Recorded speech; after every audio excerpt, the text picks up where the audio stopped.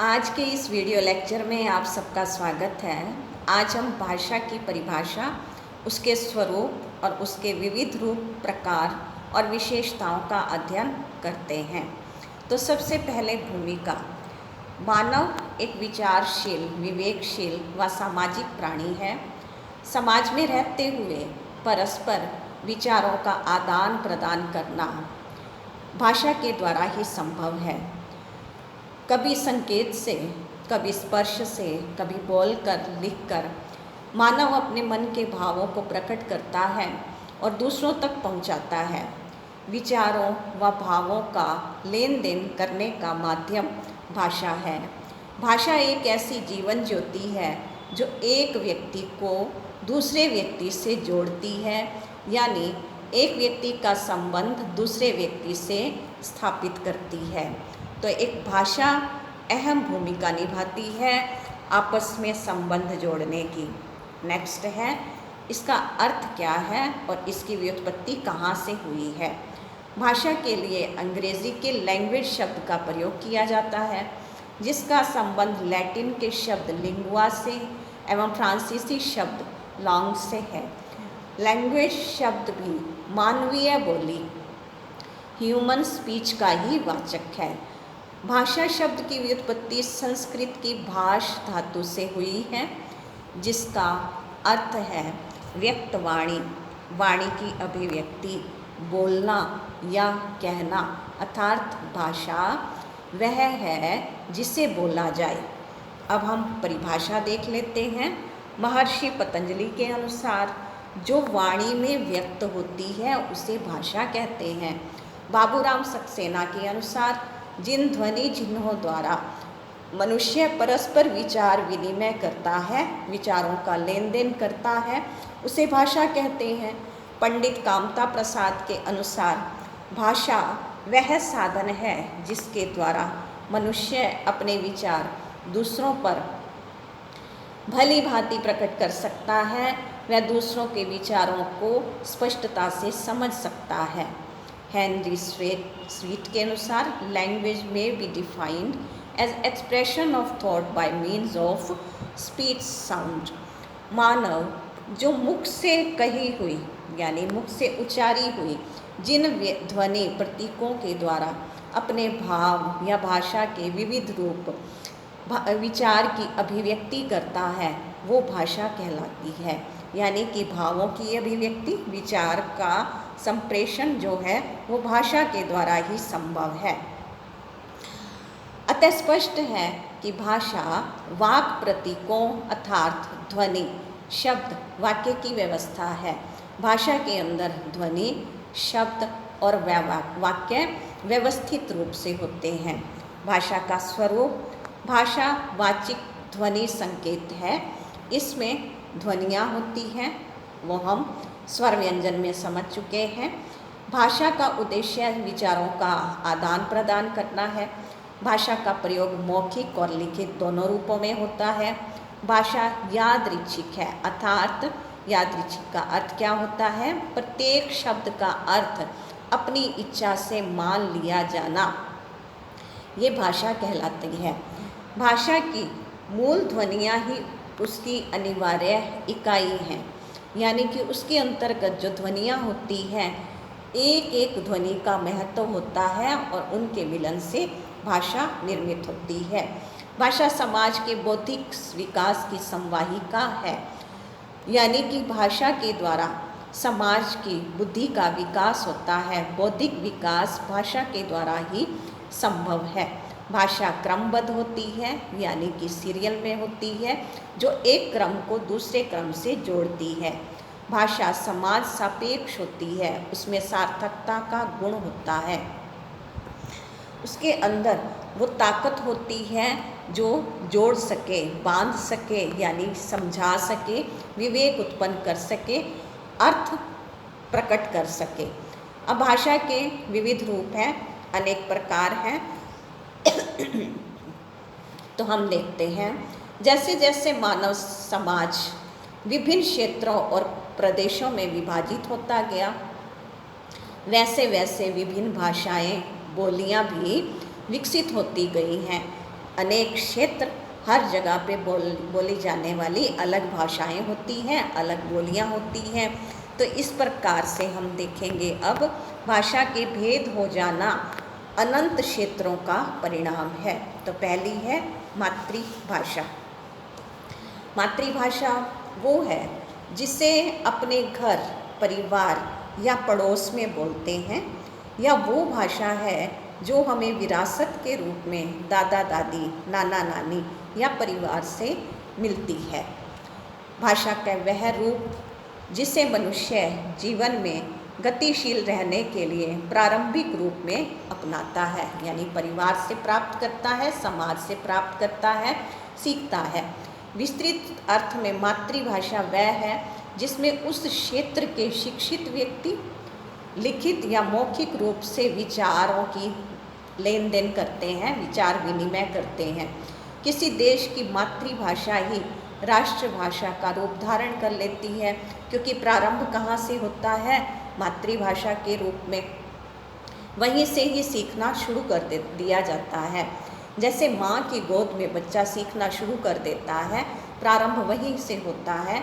उसी तरह से राष्ट्र को भी जो भाषा माँ कहा है और अपनी भूमि को माँ कहा है, तो अपने क्षेत्र, अपनी भूमि के स्थान पर जो सीखता जाता है उससे उसी को मातृभाषा का नाम भी मिला है।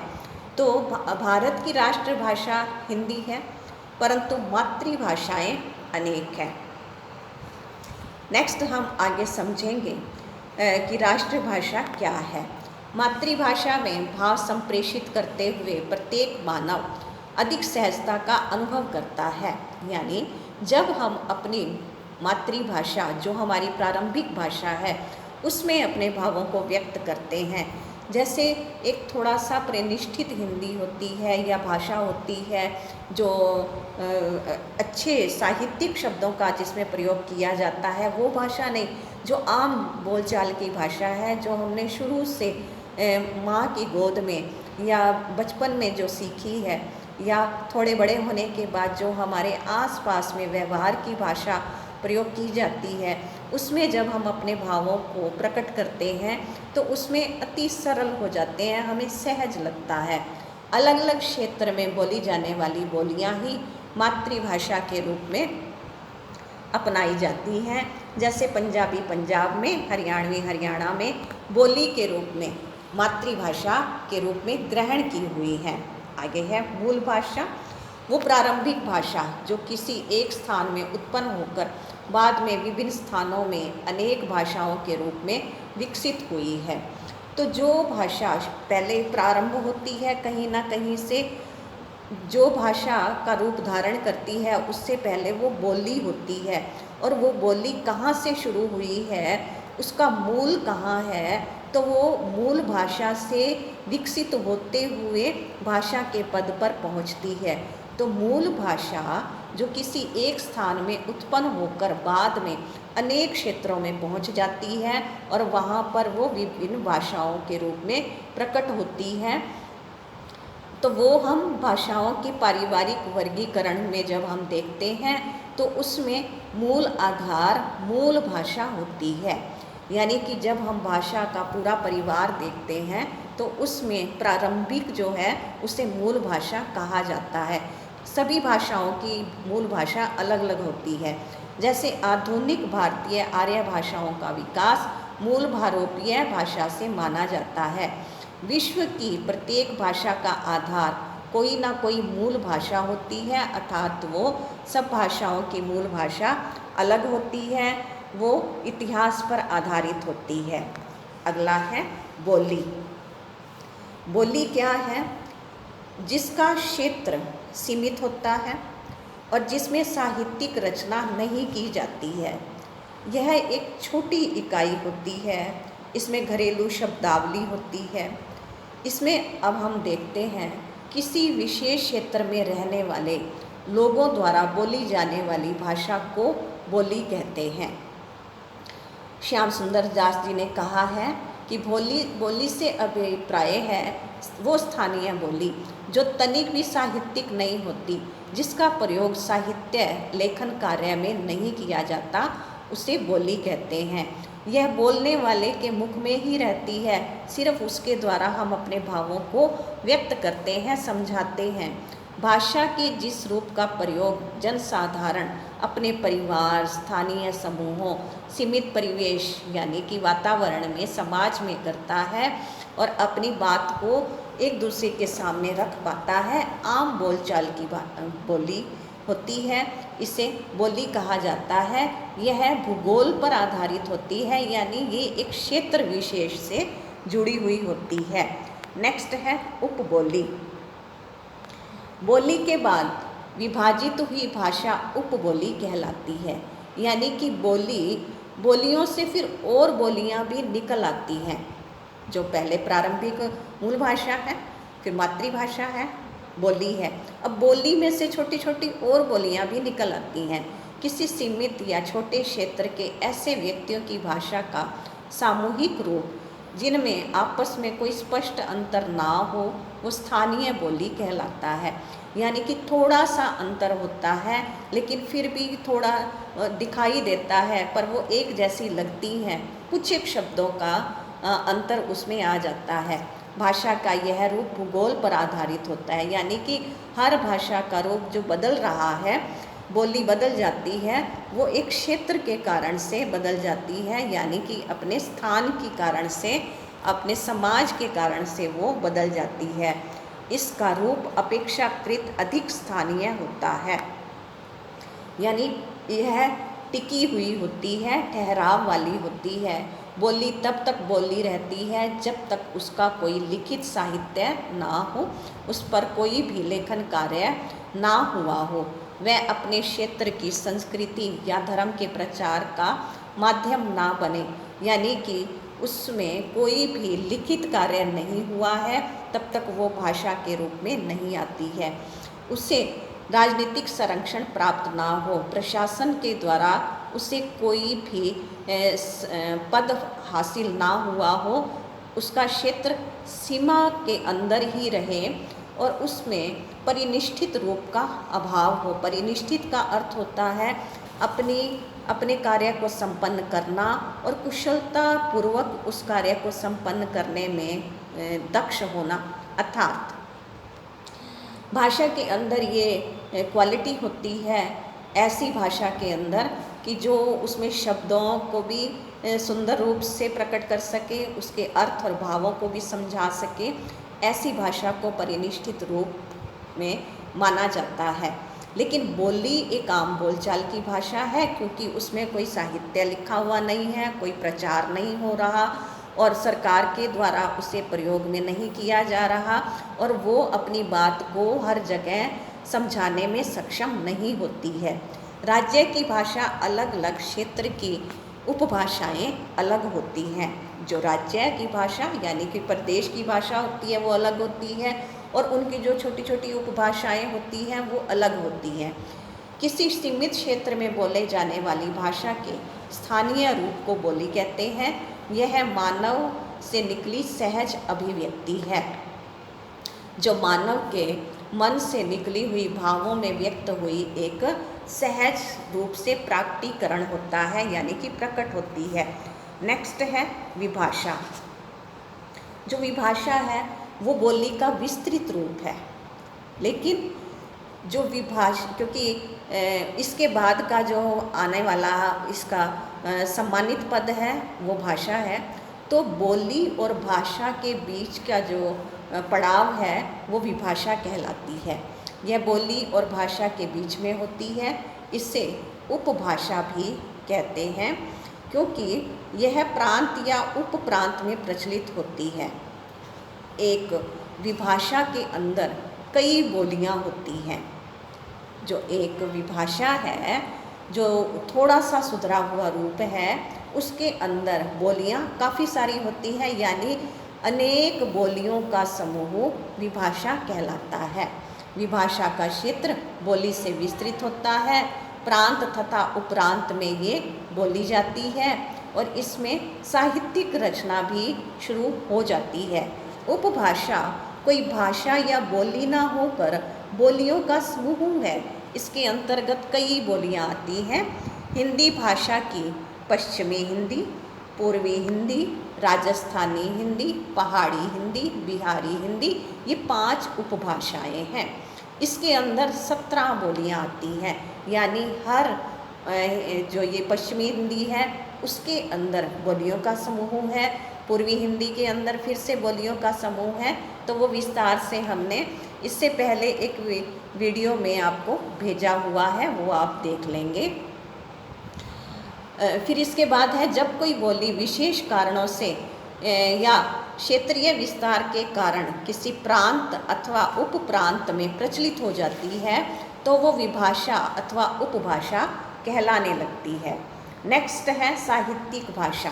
साहित्यिक भाषा वो होती है जिसका साहित्य में प्रयोग किया जाता है, जो लेखन कार्य में प्रयोग की जाती है, उसे साहित्यिक भाषा कहते हैं। जो स्थानीय प्रभावों से मुक्त शिक्षितों, साहित्यकारों के द्वारा प्रयोग की जाए, ये उनकी विशिष्ट भाषा है जिसमें अलंकार, छंद, व्याकरण के नियम जुड़े हुए होते हैं। आबद्ध माना बंधे होना। मंगलदेव शास्त्री के अनुसार साहित्य भाषा का अर्थ है ऐसी भाषा जिसमें अच्छा खासा साहित्य हो, यानी जिस भाषा में बहुत सारा साहित्य लेखन का कार्य हो चुका हो और उसको मुख्यतः शिक्षित समुदाय या विशिष्ट वर्ग ही बोल सकता हो, यानी कि शिक्षित लोग ही उन शब्दों का, उन मधुर वाक्यों का प्रयोग कर सकते हैं। जनसाधारण की ये भाषा नहीं होती है, आम बोलचाल की भाषा नहीं होती है। अब जनसाधारण जनलोक की भाषा और साहित्यिक भाषा में बहुत अंतर होता है। जनभाषा की तुलना में साहित्यिक भाषा सामान्य की समझ से परे होती है, क्योंकि वो थोड़ा सा एक सुंदर रूप में प्रकट की जाती है। अच्छे शब्द उसके बनाए हुए होते हैं, जिसमें अलंकार होते हैं और उसमें कुछ समास, संधि का प्रयोग किया हुआ होता है। उसमें छोटे बड़े शब्द भी हो सकते हैं। ध्वनियाँ जो हैं वो व्याकरण युक्त होती हैं।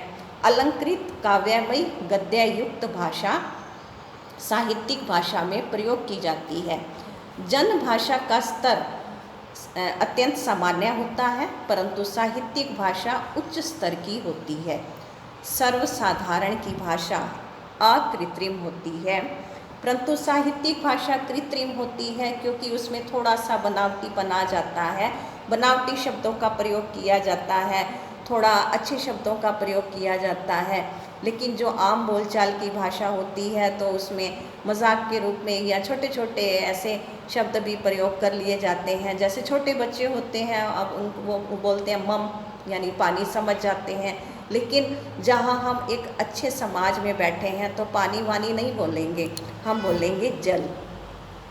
अब जब इस तरह की भाषा का प्रयोग किया जाता है तो वहाँ एक बनावटीपन लाया जाता है, यानी हमारे द्वारा डेली यूज़ किए जाने वाले शब्द नहीं होते, लेकिन फिर भी हम ढूंढते हैं अच्छे शब्द। जनसामान्य की भाषा में गतिशीलता होती है, साहित्यिक भाषा में स्थिरता होती है। अगला पॉइंट है मिश्रित भाषा। इसे संकर भाषा व क्रियोल भी कहते हैं। इसमें कई भाषाओं का मिश्रित रूप होता है। हनुमंतराव पाटिल ने कहा है कि इस भाषा के दर्शन वहाँ होते हैं जहाँ 2 या 2 से अधिक बोलियों का मिलन होता है। ये वहाँ होता है जैसे जहाँ कुछ ऐसे समाज में कुछ 2 प्रदेश के लोग इकट्ठे रहते हैं तो वहाँ पर मिश्रित भाषा हो जाती है। तो या फिर जैसे चीन के कुछ नगरों में प्रयुक्त पिजन इंग्लिश इसका अच्छा उदाहरण है। इस भाषा के शब्द अंग्रेज़ी हैं, परंतु इनका जो उच्चारण है, स्टाइल है, वो चीनी तरीके से किया गया है। नेक्स्ट है विशिष्ट भाषा, विशेष भाषा, जिसे परिनिष्ठित भाषा भी कहा जाता है। परिनिष्ठित भाषा का प्रयोग जब विशेष वर्ग शिक्षित लोगों के द्वारा किया जाता है, यानी ऐसे शब्दों का प्रयोग जिसके शब्द भी सुंदर हों, उसके द्वारा अर्थ भी स्पष्ट हों, तो उसे विशिष्ट भाषा कहते हैं। विशिष्ट भाषा परिनिष्ठित भाषा से इस अर्थ में भिन्न होती है कि उसके शब्द भंडार में अलग अलग कार्य क्षेत्र में प्रचलित शब्द अधिक होते हैं। अच्छा, विशिष्ट भाषा को हमने यहाँ पर एक विशेष रूप की, एक विशेष वर्ग की भाषा मानी है। अब ये भी परिनिष्ठित का ही रूप होती है, क्योंकि जो ये वर्ग की भाषा है, जैसे डॉक्टर्स की भाषा होती है, मेडिकल लैंग्वेज होती है, ये उनके लिए परिनिष्ठित होती है, उनकी विशेष भाषा होती है। इंजीनियर्स की लैंग्वेज अलग, शिक्षक की जो अलग है, जो कोर्ट में भाषा प्रयोग की जाती है वो अलग है, लेकिन वो भी परिनिष्ठित रूप में होती है, क्योंकि वो अपने ही वर्ग के शब्द कहने में, अपने वर्ग वालों को समझाने में दक्ष होती है, सक्षम होती है। इसलिए विशिष्ट भाषा भी परिनिष्ठित भाषा के रूप में अपने क्षेत्र में प्रकट होती है। तो जैसे मनोविज्ञान, अर्थशास्त्र, भौतिक शास्त्र, दर्शन शास्त्र, काव्य शास्त्र, साहित्य आदि से संबंधित व्यक्तियों की अपनी विशिष्ट शब्दावली भाषा होती है। इसे व्यावसायिक भाषा भी कहा जाता है, प्रोफेशनल लैंग्वेज। फिर नेक्स्ट है माध्यम भाषा, जिसे मीडियम कहा जाता है। मीडियम जिस भाषा के द्वारा शिक्षण, प्रशिक्षण और पठन पाठन का कार्य चलता है या व्यवस्था की जाती है। जिस भाषा के द्वारा, जैसे हम अपने एजुकेशन फील्ड में देखते हैं कि मीडियम होता है, कईयों के पास मीडियम इंग्लिश होता है, हिंदी होता है, तो वह माध्यम भाषा है। इसी को अंग्रेज़ी मीडियम लैंग्वेज कहा जाता है। माध्यम भाषा स्थान व स्थिति के अनुसार परिवर्तित होती है। उदाहरण के तौर पर पंजाब में मीडियम है पंजाबी, उत्तर प्रदेश में है हिंदी। शिक्षा के क्षेत्र में माध्यम भाषाओं का प्रयोग होता है, क्योंकि हर प्रदेश में अलग अलग मीडियम से लैंग्वेज शिक्षा में प्रयोग की जाती है। भारत के उच्च स्तर पर ज्ञान, विज्ञान और तकनीकी विषयों के पठन पाठन का माध्यम इंग्लिश लैंग्वेज है। नेक्स्ट है परिनिष्ठित भाषा। भाषा का वह स्तरीय रूप जिसका व्यापक प्रयोग समाज के शिक्षित वर्ग द्वारा किया जाता है, वो परिनिष्ठित भाषा कहलाती है। इसमें व्याकरण, शिक्षा, साहित्य, शासन, पत्रकारिता इत्यादि की भाषा परिनिष्ठित भाषा हुआ करती है। यानी कि इसमें बहुत कुशलता पूर्वक शब्दों का प्रयोग किया जाता है। इसमें जैसे हम आम बोलचाल में प्रयोग कर लेते हैं पानी वानी और खाना वाना, तो इस प्रकार से हम वाना या वाणी शब्दों का प्रयोग नहीं करेंगे। जो बिल्कुल स्पष्ट सुंदर भाषा हो, जो कम शब्दों के द्वारा गहरे अर्थ बता सके, गागर में सागर भरने वाली भाषा हो, उसको परिनिष्ठित भाषा कहा जाता है। इससे मानक भाषा, आदर्श भाषा, टकसाली भाषा भी कहते हैं। अंग्रेज़ी में इसे स्टैंडर्ड लैंग्वेज कहा जाता है। हिंदी, अंग्रेज़ी, रूसी, जर्मन, फ्रेंच, ये 5 परिनिष्ठित भाषाएं हैं। विभिन्न स्तरों को पार करते हुए जब बोली भाषा का रूप ग्रहण कर लेती है, यानी बोली जब थोड़ा सा उसमें सुधरे हुए रूप पर आ जाती है, फिर उसके बाद वह भाषा का रूप प्राप्त करके मानक भाषा बन जाती है। जब कोई भी भाषा एक सुव्यवस्थित व्याकरण के साथ देश के सभ्य एवं शिक्षित लोगों के द्वारा व्यवहार में, साहित्य की रचना में प्रयोग की जाने लगे, वो भाषा परिनिष्ठित कहलाती है। इसमें शब्द रचना अच्छी होती है, उच्चारण उसका सही, वाक्य रचना, विराम चिन्ह व्याकरण के नियम पूर्वक किए जाते हैं। पत्र पत्रिकाओं में, पुस्तकों में, गोष्ठियों में परिनिष्ठित भाषा का प्रयोग किया जाता है, यानी कि साफ सुथरी भाषा का प्रयोग किया जाता है। नेक्स्ट है राज्य भाषा। किसी राज्य में प्रयुक्त होने वाली प्रादेशिक भाषा राज्य भाषा कहलाती है। राज्य भाषा का अर्थ है राज्य विशेष की भाषा, जो राज्य के प्रशासनिक कार्यों को संपन्न करने के लिए प्रयोग में लाई जाती है। प्रदेश के जन समुदायों के द्वारा बोली व समझी जाती है। हणमंतराव पाटिल कहते हैं, भौगोलिक, ऐतिहासिक आदि कारणों से अलग अलग प्रदेशों की भाषाएं अलग अलग होती हैं। हर प्रदेश की यानी कि हर राज्य की भाषा अलग होती है। भारत देश में अनेक प्रदेश हैं तो वहाँ की भाषाएं भी अनेक हैं। बंगला, मराठी, गुजराती ये सब राज्य भाषा हैं। उसके बाद राष्ट्रभाषा। राष्ट्र की भाषा अथवा पूरे राष्ट्र की संपर्क भाषा जो पूरे राष्ट्र में संपर्क स्थापित करने का कार्य करती है उसे राष्ट्रभाषा, नेशनल लैंग्वेज कहा जाता है। समूचे राष्ट्र में अधिक से अधिक व्यक्तियों के विचार विनिमय के माध्यम की भाषा राष्ट्रभाषा है। यानी कि पूरे देश में जो भाषा एक दूसरे को समझने के लिए प्रयोग में लाई जाती है उसे राष्ट्रभाषा कहते हैं। राष्ट्रभाषा की राष्ट्रध्वज की भांति विशेष सम्मान व प्रतिष्ठा होती है। नंद दुलारे वाजपेयी के अनुसार राष्ट्रभाषा वही कहला सकती है जिसे जब जनता समझती है और उसका अस्तित्व सामाजिक और सांस्कृतिक दृष्टि से महत्वपूर्ण होता है। यह गणराज्य की राष्ट्रभाषा होती है। तो हमारे यहाँ की भारत की राष्ट्रभाषा हिंदी है। वैसे ये एक राजभाषा है जो सरकार के द्वारा प्रयोग की जाती है, लेकिन ये राष्ट्रभाषा ना होकर के राष्ट्रीय स्तर की भाषा है। जो राष्ट्रभाषा तो पूरे राष्ट्र का प्रतिनिधित्व करती है, अधिक से अधिक लोगों के द्वारा बोली जाती है। राष्ट्रभाषा किसी देश की राजभाषा होती है। भारत में 22 राष्ट्रभाषाएं हैं तो उसमें एक हिंदी भी है। तो यहाँ किसी देश की परिनिष्ठित भाषा जब वहाँ की अधिकतम जनता द्वारा व्यवहार में ग्रहण कर ली जाती है तो वह राष्ट्रभाषा बन जाती है। नेक्स्ट है राजभाषा। राजकीय कार्यों में प्रयोग होने वाली भाषा, सरकारी कार्यों में प्रयोग की जाने वाली भाषा ऑफिशियल लैंग्वेज कहलाती है। राजभाषा का सामान्य अर्थ है राजकाज की भाषा। जिस भाषा में राजकीय सरकारी कार्य हो उसे राजभाषा कहते हैं। देश का संविधान जब जिस भाषा को प्रशासन की भाषा घोषित कर देता है तब वो राजभाषा हो जाती है। यानी सरकारी कार्यों के लिए जिस भाषा का प्रयोग करने के लिए अनुमति प्राप्त हो जाती है तो उसे राजभाषा कहते हैं। सरकारी कार्यों में इस भाषा का प्रयोग होता है।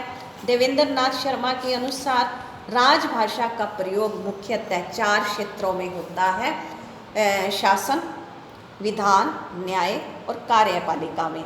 इन चारों में जिस भाषा का प्रयोग किया जाता है उसे राजभाषा कहते हैं। राजभाषा का सही प्रयोग यही होता है। शासन की भाषा ही राजभाषा है। अंतर्राष्ट्रीय भाषा विभिन्न राष्ट्रों के बीच प्रयोग की जाने वाली, संपर्क स्थापन कराने वाली जो माध्यम भाषा है, यानी अनेक देशों के बीच में संपर्क संबंध स्थापित कराने वाली भाषा अंतर्राष्ट्रीय भाषा कहलाती है। ये विश्व में अलग अलग राष्ट्रों के बीच संपर्क स्थापित करने की कड़ी है। राष्ट्र संघ, संयुक्त राष्ट्र संघ जैसे अंतर्राष्ट्रीय संस्थाओं का कार्य अंतर्राष्ट्रीय भाषा के बिना नहीं चल सकता। यूएनओ के कार्य अंग्रेज़ी, चीनी, रूसी, फ्रांसीसी, स्पेनी इन 5 भाषाओं से संपन्न होते हैं। ये 5 अंतर्राष्ट्रीय भाषाएं संपर्क संबंध के लिए हैं। वह भाषा जो विश्व स्तर पर एक से अधिक देशों के मध्य राजनैतिक संबंधों, आर्थिक, व्यापारिक, ज्ञान विज्ञान, पारस्परिक संबंधों के गठन का कारण बने, जिसके द्वारा ये सारे कार्य संपन्न हों, जिससे उपयुक्त गतिविधियां या कार्यवाही को सहजता से पूर्ण कर लिया जाए, वह भाषा अंतर्राष्ट्रीय भाषा के रूप में प्रतिष्ठित हो जाती है। तो आज अंग्रेज़ी भाषा को अंतर्राष्ट्रीय भाषा का सम्मान प्राप्त है। संयुक्त राष्ट्र संघ में कामकाज की भाषा व पारस्परिक संबंध तालमेल इसी भाषा से संपन्न हो पाते हैं। तो ये था हमारा भाषा की परिभाषा, अर्थ, व्युत्पत्ति और उसके प्रकार।